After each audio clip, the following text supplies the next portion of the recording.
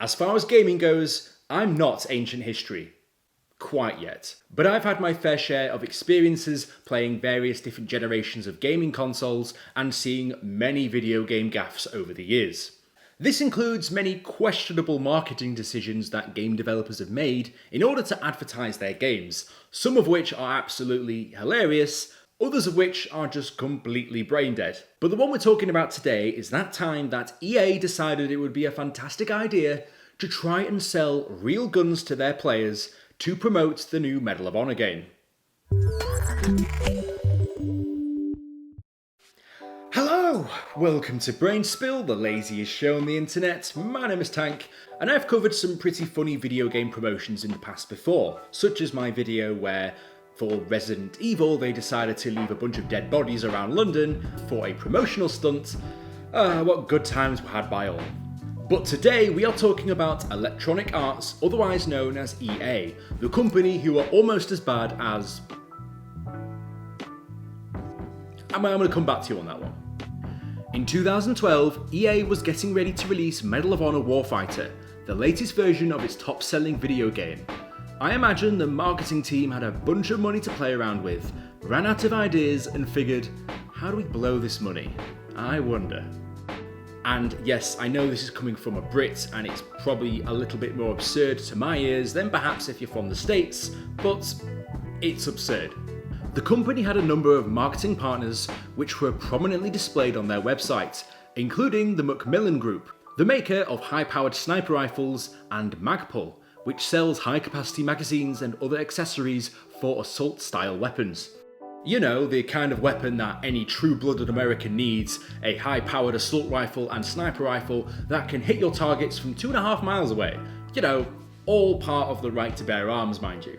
High-powered caliber arms, something which is completely necessary in today's day and age.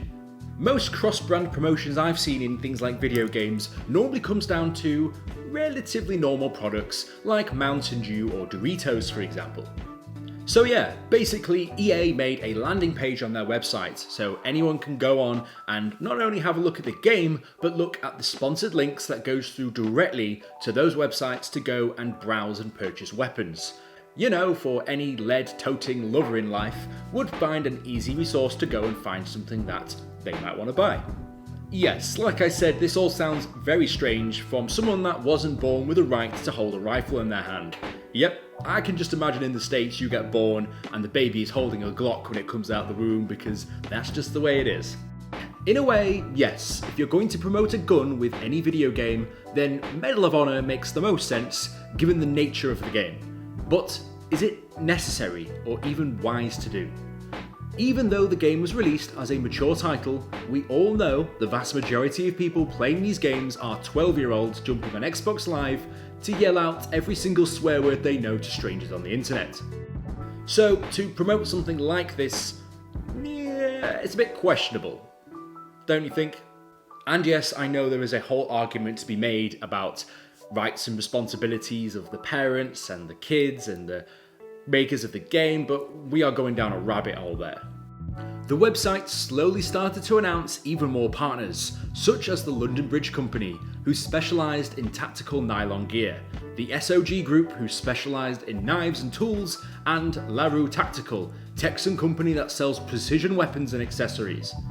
The company even ran ads and blog posts outlining some of the sponsors' weapons and equipment on sale, such as silencers, muzzle brakes, and even custom-built tomahawks. Custom-built tomahawks? Okay guys, look, these cross-promotionals are getting a little bit too far for my liking. I'm just going to stick with my Doritos, thanks. So yeah, this was all a thing, but I think the most important and key takeaway from this, from the perspective of why they did the actual promotion, was the fact that many of the guns that were in the game were actual real guns in real life, and many of these partners made those guns. Meaning that if you were playing the game and you liked a particular gun, you could even go to the website of the actual people that make and sell the gun to potentially look at getting one in real life. You know, provided you don't go around and try and get a killing spree like you do in Medal of Honor. Anyway, as you might imagine, there is always going to be a group of people who are genuinely interested in looking at these types of products. There were a whole lot more, however, who kicked up a storm when people found out that this partnership existed. In particular, hyperlinks taking visitors on the EA website directly to websites to buy guns. So, at the time, EA kinda responded to the backlash, and they kept the website up, but quietly removed the links, meaning that if anybody wanted to go and find them, they had to do it at their own volition. EA representative Jeff Brown stated that the publisher took action after learning its site linked to these pages, and even went on record as saying, "We felt it was inappropriate and took the links down." It just goes to show, doesn't it? And yes, you might be looking at this and thinking, these people are being incredibly oversensitive.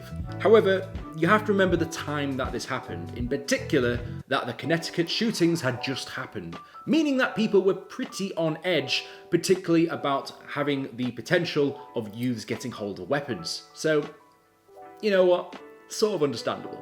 However, despite removing the links, they did defend their actions by stating that video game developers were like film producers, in which they frequently use the licensing and images of people, franchises, buildings, cars, and military equipment. In order to make the Medal of Honor game as realistic as possible, they were doing the same thing. Developers of the game were even saying that they would try and keep the game as authentic as possible, having access to photos, videos, and sight of actual weapons so the developers know that the weapon systems in their game are as lifelike as possible. The best example I can think of for this is football, or soccer for you Yanks out there. The video games FIFA and Pro Evo. One is better than the other, arguably, given that EA licensed FIFA, which basically owns everything. So yeah. In the face of a rising storm and PR backlash, EA came out and said that the actual people who were being advertised on their landing page weren't paying them to actually do that. This was just part of their partnership. But people weren't happy, so they even took it a step further and said that any profits made from these sales, part of those proceeds would go to support armed service veterans, which, you know, is a pretty cool thing. If the developers wanted to make the game as authentic as possible, more power to them. But again, do you actually push that on your customers once you've managed to get that? I'll let you be the judge of that. If you like the video, be sure to like and subscribe. If you want to be notified as soon as I upload my next video, be sure to hit the bell button. And if you've got any ideas for what topics you'd like me to discuss next, let me know down in the comments below. As always, sources used in the video will be in the description. Right, so whilst you guys go ahead and comment down below and debate about the Second Amendment, I'm going to be sat here with my Doritos and just watch the fireworks fly because, yeah, this is probably not going to be the safest of comment sections on one of my videos, so may as well get comfortable, people.